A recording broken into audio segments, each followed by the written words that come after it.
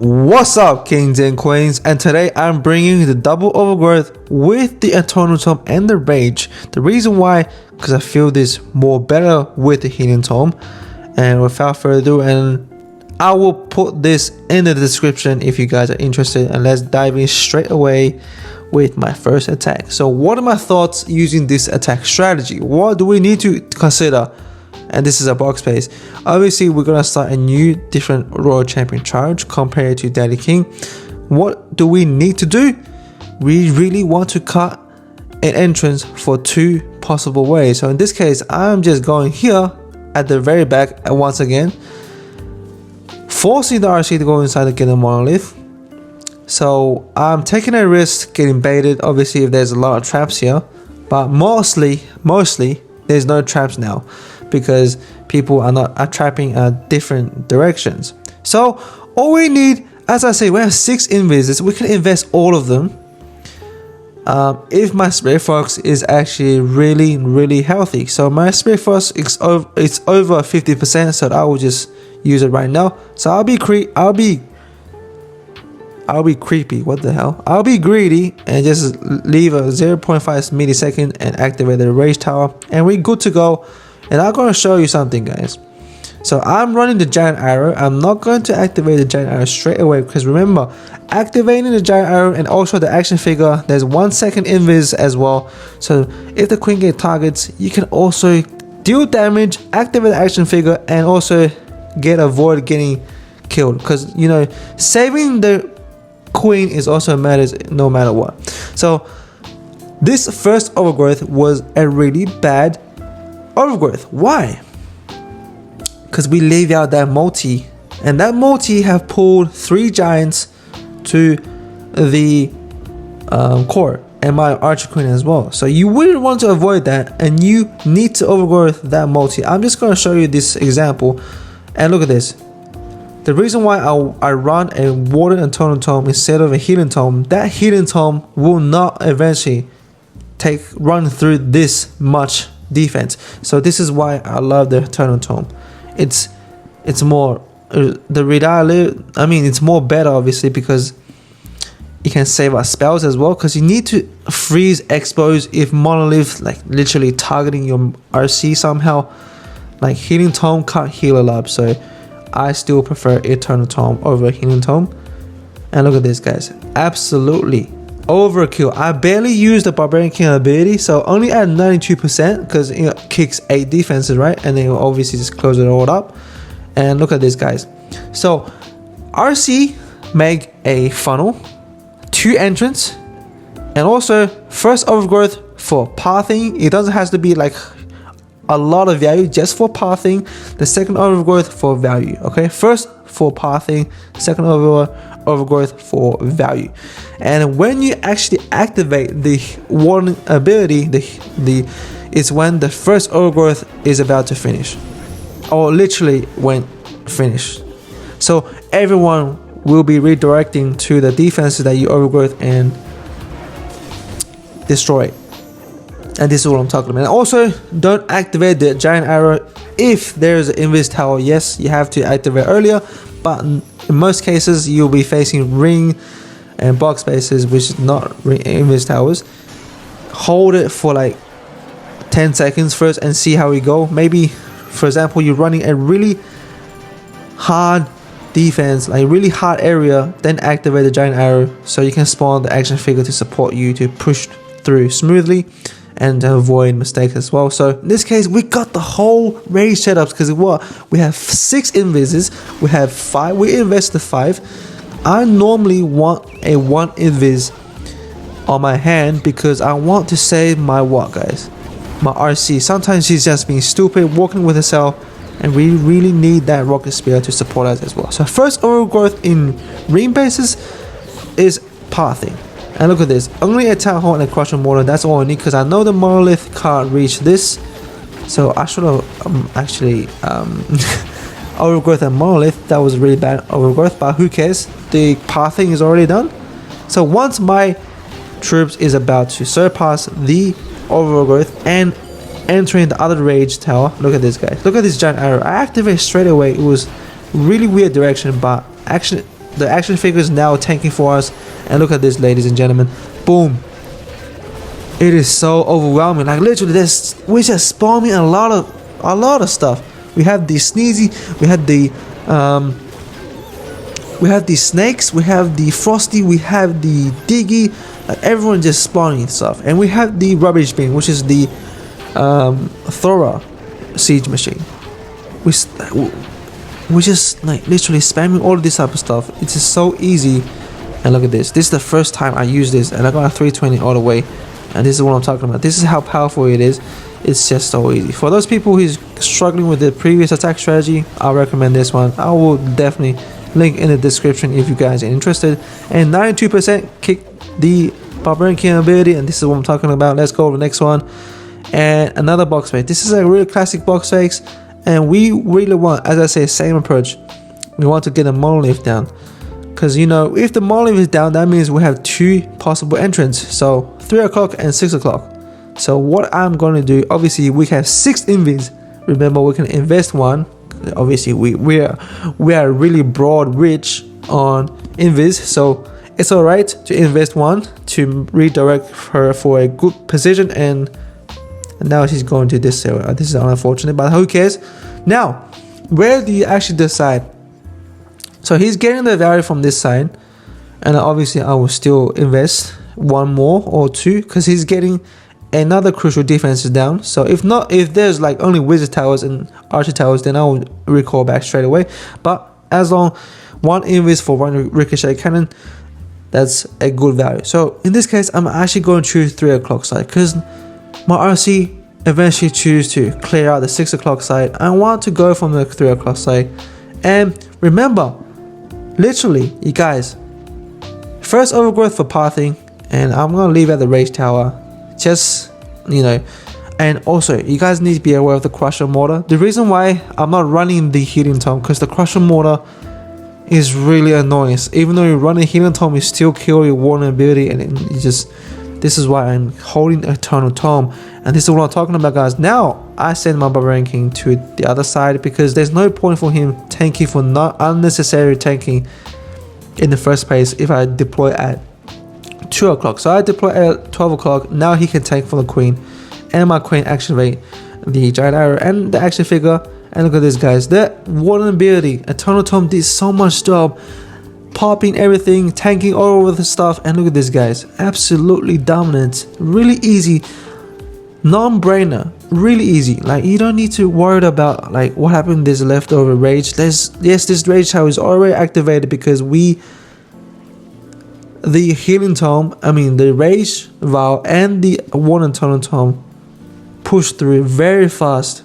And look at this, guys, give no chance at all for those spaces. And remember, my Barbarian King will always use, normally most of the cases, if you do it properly, that spiky ball will kick at 92%, because you only have 8 targets, and we can clear it out pretty damn serious. And this is how fast it is. There, it's just so easy, guys. It's just so easy. Just first overgrowth for pathing, 7 overgrowth for majority of the major defenses, and you're good to go. Don't activate the giant arrow. I know you can run the mirror with the action figure, but sometimes facing the invis towers you need the giant arrow, so it's more towards a 3-2 player. So in this case, still a box space, but this time it's so hard for us to go there, because you guys can have a look at this. What happened? There's so many defense, so like literally everything is, there's more likely debate on the other side. So I'm just gonna go and get the town hall. Look at this, because this tower is only isolated for himself. That's really big value for us. And look at this, guys, with 5 invis, I'm gonna take like 4 defenses down, just a single town hall. And I'm going on this side, since my RC cleared out some defenses from 6 o'clock. So I'm going to 9 o'clock. If my RC managed to go to 9 o'clock, I'm going to 6 o'clock. Okay. Now, first overgrowth for pathing, as I said, boom. And everyone's going anti-clockwise. Really easy, right? So remember, once the first overgrowth is about to finish, we activate the healing tome. I mean, the warden tome. So obviously the warden tome for me is more safer. Okay, it protects everything, and your healers can just heal them all up. And yeah, you don't need to worry about the what's it called again, the enemy CC, because we can just go through it straight away to see how powerful it is. And look at this, guys. Even though this is looking pretty bad, but honestly, that's how crazy it is. That's how scary it is. That's how powerful it is. And the barbarians sometimes you can do it for cleanups. Majority of the cases just for cleanups, but also you can do like for distractions as well at the very back end. Since we have 10, and in this case, look at this. I'm gonna wait for my queen to die. And yeah, literally my barbarian king, look at him, he's so tanky. This barbarian king is more tanky than Daddy King, but I still like him. I still like Daddy King. Daddy King will be definitely back in some stages, but I was just gonna introduce new stuff. And 3-star all the way, like really damn easy. And I have to say, guys, repeat this: first overgrowth for pathing, 7 overgrowth for major defenses, and don't activate the giant arrow that fast. It's an ability that actually can hold and protect your queen as well, since activating the giant arrow and the action figure can have 1 second invis. So if she's unlucky and got locked on by the monolith, obviously she can save her up. And we are hitting a ring base box. And what are we really wanted to go? Honestly, I don't know where to go. So for RC charges, we really want to cut. We can go anywhere. I'm being serious. We can go anywhere as long you try the space to save the Spirit Fox. And we are getting a lot of stuff. So as I said, you can still invest 1 invis in order to get what? The value we wanted. And always save 1 invis if possible. But if there's a last value, then you need to get it, you can invest the last one. Okay, recall back. We pull the enemy CC, pretty nice, and it's poison the furnace, and we can just start pushing straight away. So we are actually going to go this side. Valkyries all the way, Root Riders. Okay, don't be like me, okay? So I should just spot the mistake right now. There's no defenses for my roots to connect, so they are going in really weird directions. I don't know where the hell they're going now. Oh, they're going to the Diggy side. And my Diggy just eventually just dies straight away. That is unfortunate.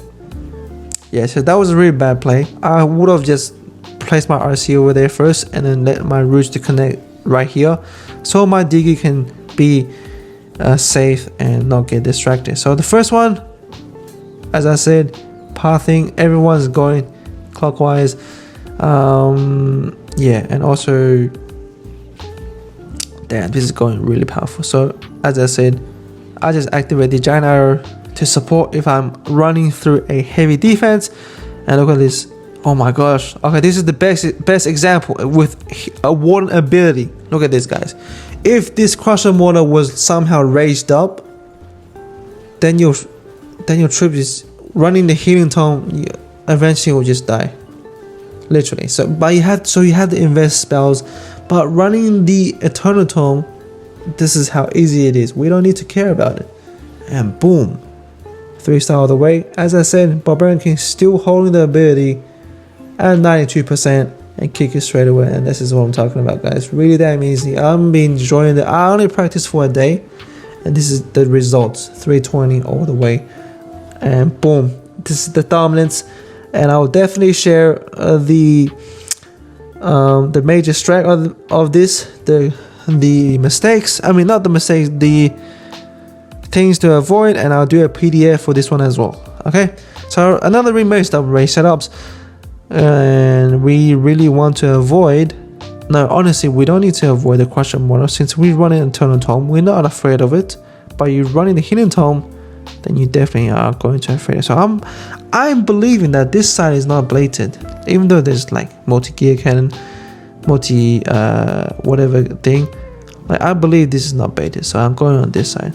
So my invis, as I said, for invis, if your RC go inside and it's in radius of the town hall or in a lot of defenses, remember you're doing the double cycle, 8 and 5. Okay, if there's less defense, targeting your RC, you're doing a single cycle. So don't be greedy, because you really want to save the Spirit Fox, even though I did not save the Spirit Fox because that was a really bad invis. But if you can save the Spirit Fox, then it will be more better. So as I said, it's actually a triple Ice Golem. So I'm actually just gonna deal with the 2 barbs and a Valkyrie, that's it. And we're good to go, and we're ready to go Root Rider all the way. Ice Golem to get distracted first. So remember, somehow your Ice Golem, you really want the Ice Golem to actually just freeze straight away instead of just surviving at the very back end. There's no point at all, okay? Because you want that freeze to happen at pretty much the first 30 seconds. And now first overgrowth, because everyone's about to push in, and eventually when the first 25 seconds of overgrowth is done, they are eventually gonna pop up, and we're gonna pop our warning ability like, wait, not now. Okay, this is going in a pretty weird direction. Next, activate the giant action figures, because everyone's gonna fight through the crusher and a monolith just in seconds. 1, 2, we can hold it already. 1, 2, 3, hold it right now. Look at this guy, ladies and gentlemen. Oh my god. Activate the rocket speed as well, because I know I need that town hall to be secured. So she needs to go. Let's overgrowth straight away. I'm not gonna wait for that rage tower to actually, you know, pop. There's no point, because that's a waste of time as well, because that other side would have just fired a lot of extra 2 scatter shots, so hits. So I'm not gonna let this happen. I just overgrowth straight away, because there's no way this single rage tower setup can deal this amount, such amount of troops. Have a look, guys. Oh my god, that's crazy. Isn't that crazy, guys? That's super crazy. Look at this, 92%. Hope you guys enjoyed. I'll definitely cover this one as often, and I'll see you guys in the next one, and see ya, and bye bye.